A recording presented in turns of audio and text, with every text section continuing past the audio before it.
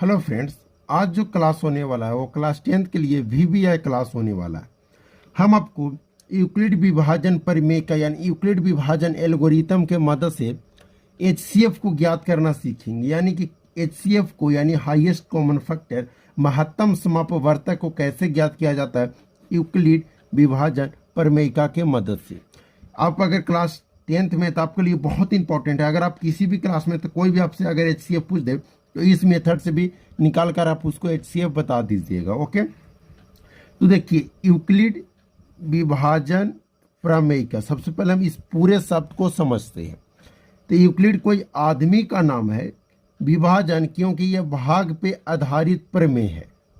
प्रमेयिका मतलब प्रमेय मतलब बना बनाया कोई नियम। जैसे मैं बोलूं कि आप भाग दीजिए आप 12 को 5 से, तो लगाइएगा 5 दूना का 10, 2 में से 0 गया 2, 1 से खत्म हुई, यानी इतना। अब मैं बोलूं, बचपन में हम लोग इस तरीक़ा से भाग बना लेते थे और सर एक कंडीशन दे देते थे कि अगर ये भाग गलत हो गया तो हम आप लोग को मार कर गोड़ हाथ तोड़ देंगे। तो एक तो गलती ये है कि हमको तो अच्छे तरीक़ा से भाग बनाने आता नहीं है। उसके बाद सर एक और कंडीशन दे दें कि अगर यह भाग गलत हो गया तो बहुत मार पिटाओगे। तो इस स्थिति में हम क्या करते हैं कि इस भाग को चेक करते थे कि क्या यह भाग बनाया हुआ सही है या गलत। तो देखिए यहाँ पे जो ये बीच वाले संख्या होते हैं इसको भाज्य बोला जाता है। क्या भाज्य तो पता है ना, इसको बोला जाता है भाजक। जिसमें भाग देना उसको भाज्य, जिससे भाग देना उसको भाजक। यहाँ पे जो आएगा इसको भागफल, बात समझिएगा, इसको शेषफल। एक बार और अच्छे से समझ लीजिए। जिसमें भाग देना भाज, जिससे भाग देना भाजक, भाग देने के बाद जो काट पीट करके यहाँ पे आएगा उसको भागफल, और जो इससे बच जाएगा नहीं लगेगा उसको हम शेषफल बोलते हैं। तो बचपन में डर तो था, सर कंडीशन दे दें कि अगर ये भागवा गलत हुआ तो मार के गोड़ हाथ तोड़ देंगे। तो इस स्थिति में क्या करते हैं कि हम लोग इस भाग को चेक करते थे ना। क्या चेक करते थे कि भाज्य बराबर भाजक गुना भागफल और प्लस शेषफल।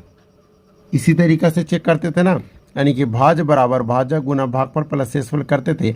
अगर हमारा सब बराबर आ जाता दोनों तरफ, यानी भाग हमारा बनाया वो सही, तो भाज कितना है 12, तो 12 को लिख दीजिए। ओके, भाज हमारा कितना है 12, 12 को लिख दिए।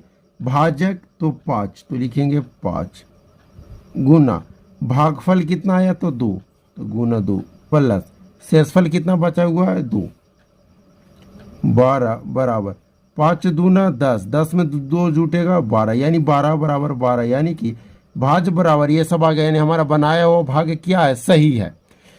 तो इसी को बोला जाता है, जो भाज बराबर भाजक गुना भागफल प्लस शेषफल, इसी को बोला जाता है यूक्लिड विभाजन प्रमेयिका। क्या यूक्लिड विभाजन प्रमेयिका। भाज के जगह शब्द यूज किया है अचर संख्या, अचर राशि।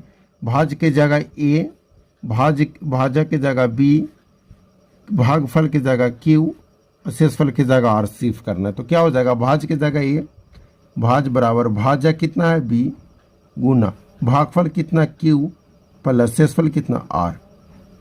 यही आपका हो गया यूक्लिड विभाजन प्रमेयिका। आप इसको नोट कर लीजिए। अब इससे हम एचसीएफ को ज्ञात करना सीखेंगे। ओके, याद हो गया ना कि ए बराबर बी क्यू प्लस आर, यानी भाज बराबर भाजक गुने भागफल प्लस शेषफल को यूक्लिड विभाजन प्रमेयिका बोला जाता है। बस इतना याद हो गया ना। अब इसके मदद से हम एचसीएफ को ज्ञात करना सीखेंगे। तो आइए थोड़ा सा हम एचसीएफ को समझते हैं कि एचसीएफ क्या होता है। एचसीएफ को इंग्लिश में बोलते हैं highest common factor. Okay, Hindi में महत्तम समापवर्तक। ओके, यानी कि हाईएस्ट कॉमन फैक्टर, महत्तम समापवर्तक इसको बोलते हैं। ओके, तो आइए अब इसको हम एचसीएफ को, इसी एचसीएफ को यूक्लिड विभाजन प्रमेयिका से निकालने की मेथड को बतलाते हैं। तो प्रश्न है कि 135 और 225 का एचसीएफ ज्ञात करना यूक्लिड विभाजन प्रमेयिका से। देखिए क्या करना है, कभी भी दो संख्या दे, यूक्लिड विभाजन प्रमेय से HCF ज्ञात करना बोल दे, देखना है कि दो संख्या दिया हुआ, इसमें बड़ी संख्या को देखना है। तो इसमें बड़ा संख्या कौन है, 135 और 225 में, तो 225, तो बड़ी संख्या को लिख दीजिए 225। ए बराबर आपको 225 लिख देना है बस। और बी बराबर आपको लिखना है छोटी संख्या, तो छोटी संख्या कितना, 135, क्योंकि आपको यूक्लिड विभाजन पता है ना क्या होता है, A is equal to VQ plus R, इसको याद कर लीजिए, B गुना Q प्लस R। ओके, बड़ी संख्या को A मानना है, छोटी संख्या को B मानना है, बस इतना करना है, सबसे पहला स्टेप में करना है। दो संख्या दिया, इसमें बड़ी संख्या को A मानना है, उसके बाद छोटी संख्या को B मानना है। ओके, अब क्या करना है, अब ध्यान से समझिएगा। अब इतना मानने के बाद अपने को क्या निकालना है, HCF, किसके मदद से, तो यूक्लिड विभाजन प्रमेयिका के मदद से। तो हम लिख देंगे यूक्लिड विभाजन प्रमेयिका से। तो देखिए लिख दिए यूक्लिड विभाजन प्रमेयिका से। इतना दम अच्छे तरीके से आपको लिख देना, सबसे पहले बड़ी संख्या को A मानना है, उसके बाद छोटी संख्या को B, और लिखना है यूक्लिड विभाजन प्रमेयिका से। अब यूक्लिड विभाजन प्रमेयिका क्या होता है, तो आपको तो पता है कि A बराबर VQ प्लस R होता है। अब इसमें हम स्टेप बाय स्टेप करेंगे। तो चलिए A बराबर VQ प्लस R, देखिए आपको इस तरीके से लाइन नहीं देना है, हम लाइन सिर्फ इसलिए दे दिए कि आपको थोड़ा अंडरस्टैंडिंग हो जाए। यूक्लिड विभाजन प्रमेय क्या होता है, तो A बराबर VQ प्लस R। ओके, अब देखिए हम यहाँ पे चरण यानी चरण यहाँ पर स्टेप भी लिख सकते हैं। चरण 1 करेंगे। चरण 1 में क्या करना है, A का मान कितना है, तो बोलिएगा 225, तो 225 बराबर है, तो बराबर B की जगह कितना है, तो 135, गुना है तो गुना, Q की जगह कितना है, पते ना, R की जगह कितना, पते ना। तो देखिए क्या करना है, अभी हम आपको यूक्लिड विभाजन प्रमेय का बताएं कि A बराबर VQ प्लस R, जहां A क्या है भाज्य, B क्या है भाजक, Q क्या है भागफल, और R क्या है शेषफल।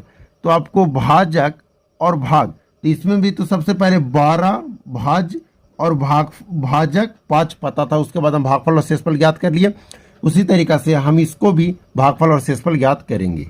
तो आइए इसके लिए हम Q यानी भागफल और शेषफल को ज्ञात करेंगे। कैसे ज्ञात करेंगे, तो देखिए जिस तरीका से भाग देते हैं उसी तरीका से भाग आपको देना है। ओके, तो आइए हम 200 बड़े संख्या है कितना है, 225 को भाग देते हैं कितना, 135 से। और आपको इस तरीका से भाग देना है कि यहाँ जो शेषफल आएगा, R का मान जो आएगा वो भाजक से छोटा हो जाए, चाहे एक ही छोटा क्यों ना आए लेकिन छोटा आना चाहिए। तो देखिए कितना बार में लगाएंगे, 2 बार में लगाएंगे, तो 235 दूना 70, 270 ज़्यादा हो जाएगा। 135 को हम एक बार में लगाते हैं, तो लिखेंगे 135। अब घटाएंगे, 5 में से 5 गया 0, 2 में से 3 नहीं जाएगा, 1 पैंचा लेगा, 12 में से 3 गया, अब जोड़ लीजिए 12 में से 3 गया तो 9, 1 में से 1 खत्म। यानी कि हम इसको जब भाग दें तो Q यानी कि भागफल कितना आया 1, तो Q के जगह लिख देंगे 1 प्लस है तो प्लस R यानी शेषफल कितना बचा 90, तो हम 90 को लिख देंगे। अब यहाँ पे एक कंडीशन करना है कि शेषफल का मान कितना है 90, यानी कि आपको जब तक शेषफल बराबर 0 ना आ जाए जब तक इस प्रक्रिया को करना है। तो R बराबर 0 आया नहीं ना आया, R का मान कितना आया 90, तो R does not equal to 0। अब आइए चरण 1 में जब R का मान 0 नहीं आया तो हम इसके चरण 2 में करेंगे। अब चरण 2 करते हैं। अब आइए चरण 2 में क्या करेंगे, इसको यहाँ पे थोड़ा सा समझने वाली बात है। अब क्या करेंगे कि यहाँ जो ये क्या है, ये भाज्य है, ये भाजक है, भागफल है और ये शेषफल है, इतना पता ना।